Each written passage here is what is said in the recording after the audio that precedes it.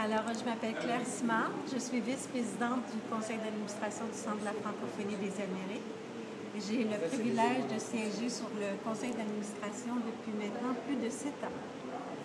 Le conseil d'administration, c'est, je dirais, une des entités importantes du Centre de la francophonie, qui est composée, dans le fond, d'une direction générale, où on retrouve, bien sûr, le président-directeur général, les coordonnateurs des différents programmes et tout le personnel.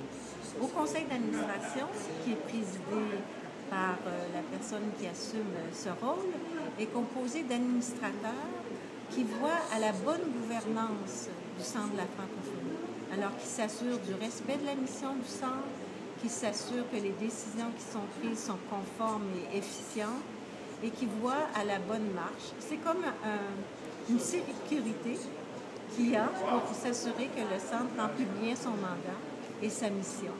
Et je dirais l'intérêt aussi du conseil d'administration, c'est qu'il est composé de personnes de différentes sources, de différents milieux, et qui cumulent ensemble une expérience extraordinaire et un vécu aussi extraordinaire de la francophonie des Amériques.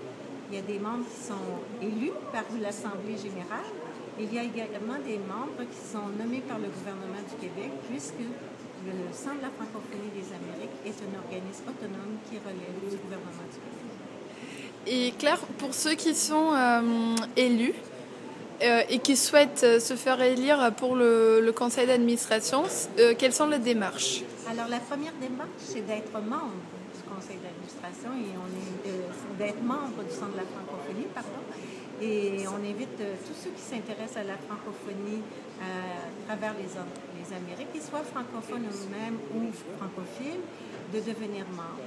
Une fois qu'on est membre, on peut effectivement poser sa candidature lorsqu'il y a des élections et selon les postes auxquels on pourrait postuler. Si on est jeune, moins de 35 ans, quand vient le temps de choisir le représentant des jeunes de moins de 35 ans, on peut poser sa candidature, ou selon des territoires qui sont clairement identifiés.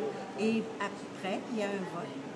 Et celui qui remporte est celui qui a obtenu le plus de voix, comme dans tout processus électoral. Merci.